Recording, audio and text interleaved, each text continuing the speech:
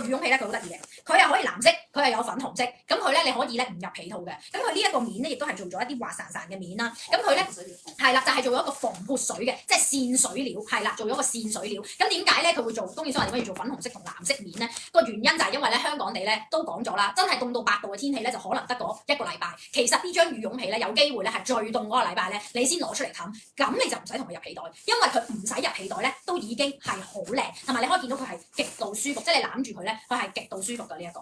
咁所以咧佢就分咗藍色啦同粉紅色嘅，係啦。咁呢一個珍珠羽絨被咧，佢咧就係保暖性咧係極佳嘅，大家已經見到係啦，見到咧佢每一格咧都係非常之均勻嘅，係啦，就唔會一格厚一格薄咁樣嘅。咁佢咧就非常之均勻啦。然後咧佢亦都係做咗呢一個防潑水嘅料啦，咁佢可以抗菌啦、抗呢個塵蟎啦，亦都可以防寒防霉嘅。咁呢一個羽絨被咧，佢係用鵝絨嘅。